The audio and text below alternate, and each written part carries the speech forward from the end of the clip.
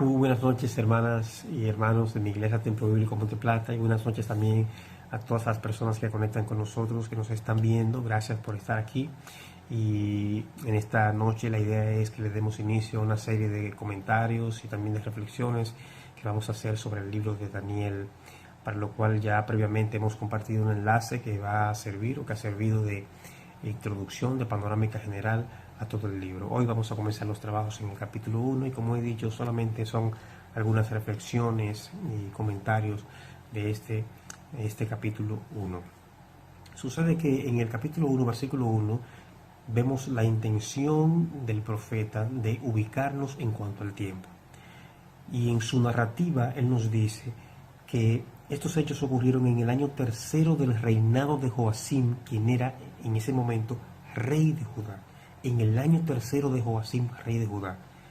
Si vamos a Jeremías capítulo 46 y versículo 2, Jeremías dice que esto fue en el año 4 de Joacim, rey de Judá. ¿Qué pasó ahí? ¿Hay alguna contradicción en la Biblia? En ninguna manera. No existen contradicciones en la Biblia. Lo que vemos aquí, en este caso concreto, es el hecho de que Daniel estaba escribiendo desde Babilonia, donde no se computaba el primer año de los reyes, porque era un primer año de toma de posición o de establecimiento del rey. Entonces, Jeremías escribe desde otra óptica, desde otra cultura, donde se tomaba en cuenta todo desde que el rey asumía el control. Entonces, estamos hablando de que no hay contradicción. Dos personas diferentes, escribiendo desde dos culturas diferentes, que no tienen ninguna contradicción. En una cultura no se tomaba en cuenta el primer año, y en otra cultura sí se tomaba en cuenta el primer año. No hay ninguna contradicción.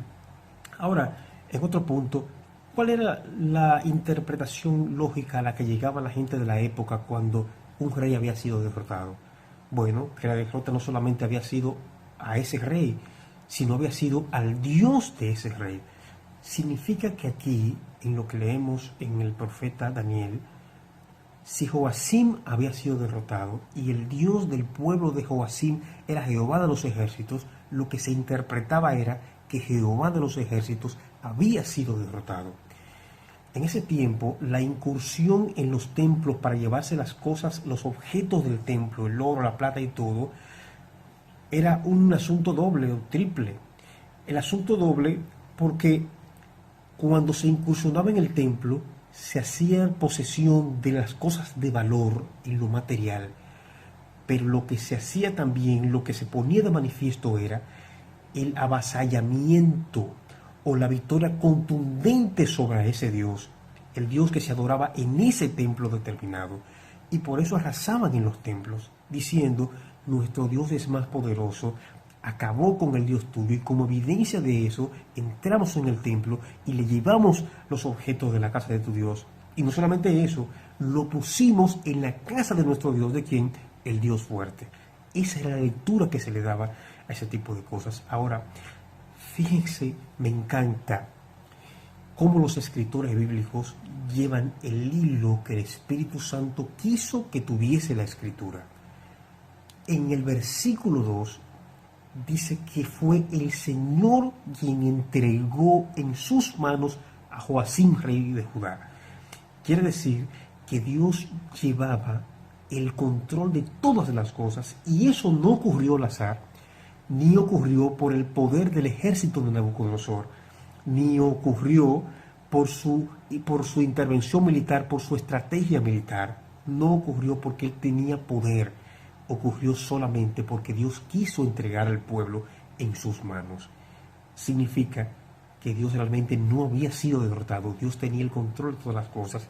Y al final, en este libro nos damos cuenta de que Dios estaba orquestando todo un plan para llevarse absolutamente toda la gloria. ¿Dónde estuvo el Dios de Babilonia? Y quiero hacer una parte aquí. El Dios de Babilonia era el Dios Marduk. En Babilonia había muchos dioses, sin embargo Marduk era el dios principal de la mitología babilónica. En el poema épico de Babilonia llamado el Enuma Elish se describe cómo Marduk llegó a constituirse como el principal de todos los demás dioses. Marduk era el principal dios, Pero ¿dónde estaba Marduk en el capítulo 2 de Daniel cuando no había ningún sabio, ningún adivino, hechicero, agorero capaz de interpretar los sueños? Pero no solamente interpretarlo, de determinar cuál había sido el sueño del rey. ¿Dónde estaba Marduk? Realmente Dios se lleva la gloria en ese evento espectacular donde nadie fue capaz de desenmarañar el significado del sueño, ni decir mucho menos cuál era el sueño. Pero ¿dónde estaba Marduk? En el capítulo 3. En el capítulo 3 donde hay 3 jóvenes amigos de Daniel que son echados vivos en un horno de fuego, ardiendo 7 veces más, sobrecalentados 7 veces, ellos salen intactos sin que se le haya quemado una sola hebra de cabello. Dios se lleva la gloria en ese momento espectacular de la historia. Pero, ¿qué pasó en el capítulo 5? ¿Dónde estaba Marduk en el capítulo 5 cuando la escritura en la pared? No había uno de los sabios del rey que adoraba a Marduk que fuese capaz de determinar lo que había escrito en la pared y de decir el significado de estas palabras. No, Dios se lleva la gloria en el capítulo 5. Pero ¿qué pasó en el capítulo 6? En el capítulo 6 encontramos a Daniel en el foso de los leones. ¿Dónde estaba Marduk que no pudo provocar que Daniel fuese devorado por los leones en aquel foso? Porque realmente la idea era que Daniel fuese devorado.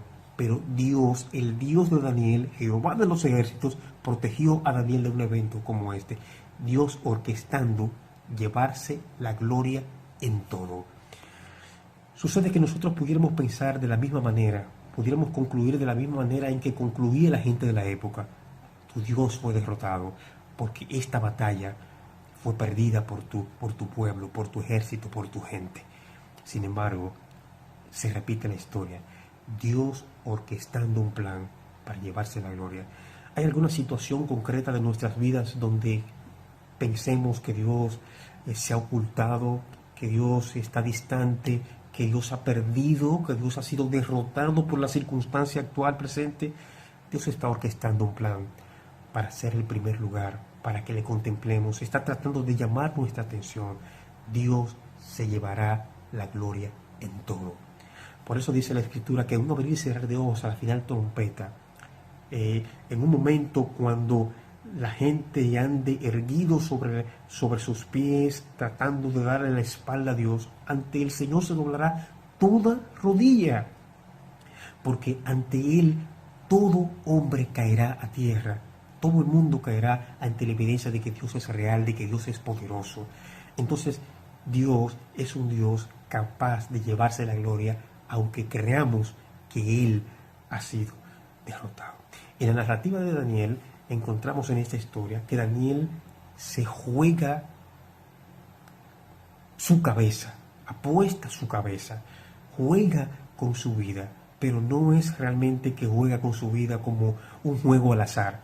Daniel está confiado en que el Dios de sus padres, el Dios de sus 3 amigos, su Dios, le dará la victoria ante todas las cosas. Cuando el rey ordena que estos jóvenes que habían sido llevados cautivos a Babilonia tenían que comer una comida determinada, Daniel dice y propone no contaminarse con esa comida, una comida ofrecida a los dioses, una comida que Daniel entiende que en su cultura no era apta para él comerla. Él se jugaba la cabeza, porque ay de ese grupo de jóvenes si el rey se enteraba de que ellos habían decidido no comer de esa comida preparada especialmente para ellos. Daniel, dice el versículo 9, Daniel recibió gracia de parte del Señor para que él se acerque delante de este hombre, Aspenaz, el jefe de los eunucos, y Daniel le dice, me parece ver esta conversación, porque nosotros vemos la narrativa en el pasaje, pero la conversación, mira, apenas quiero hablar una cosa contigo, nosotros no queremos comer de esa comida, nosotros no queremos contaminarnos con esa comida, queremos otro tipo de comida, queremos legumbres, queremos agua. Y Aspenaz, después de decirle, mira, ¿qué tú crees que va a pasar conmigo si el rey se da cuenta después de 3 años que ustedes se presenten delante de él menos robusto, menos presentable? ¿Qué tú crees que va a pasar conmigo? Es como si él estuviera diciendo, yo quisiera ayudarte, pero yo no puedo, papá. Daniel no se da por vencido. Y había otro personaje llamado Melzar, que era el supervisor directo de Daniel y sus amigos, a quien el jefe de los eunucos había puesto para este asunto de la repartición de comida y del sostenimiento. Y Daniel habla con Melzar. Me parece también ver esa conversación. Mira, Melzar, tenemos una situación aquí, quiero que tú nos ayudes. Hay toda un set de cosas que nosotros no queremos comer, no vamos a contaminarnos con esta comida. Y apenas encuentra también que esta situación es difícil, pero Daniel, que ha recibido gracia del Señor, dice, danos 10 días y haz una prueba para probar. Si en 10 días nosotros no estamos mejor o estamos peor, bueno, tú harás lo que bien te parezca con nosotros. Y quiero que ustedes sepan una cosa, a mi juicio era muy poco tiempo, 10 días, para hacer una diferencia, 10 días, muy poco tiempo. Ahora el problema era, o la situación era, que la fe de Daniel era una fe muy grande. Una fe tan grande derriba todas las cuestiones que nos pueden causar incertidumbres y dudas. Eso hizo Daniel. Y Daniel, habiendo propuesto no contaminarse, fue ayudado por Dios para poder conseguir la victoria también en esta parte de la historia. Otra cosa importante, en la parte conclusiva del capítulo 1, es que nos dice la Biblia en el versículo 17, a estos 4 muchachos Dios le dio conocimiento e inteligencia en todas las letras y ciencias. Y dice acerca de Daniel, y Daniel tuvo entendimiento en toda visión y sueños. Tuvo entendimiento en toda visión y sueños. Y el capítulo 1 crea las bases, la plataforma para darle continuidad al libro en el capítulo 2 y veremos de qué trata el capítulo 2, donde hay un sueño que vamos a tratar con más detalles en ese capítulo que Nabucodonosor tuvo, y eso lo llenó de incertidumbre, lo llenó de dudas, y vamos a ver en la próxima intervención qué ocurre en este capítulo 2. Mientras tanto, vamos a ver cómo, vamos a pensar en cómo Dios va a llevarse la gloria en nuestras vidas, en una situación concreta que estamos viviendo, en esta situación actual que estamos viviendo en nuestro país y en el mundo. Dios estará ahí siempre para socorrernos, para darnos la victoria. Dios nos bendiga.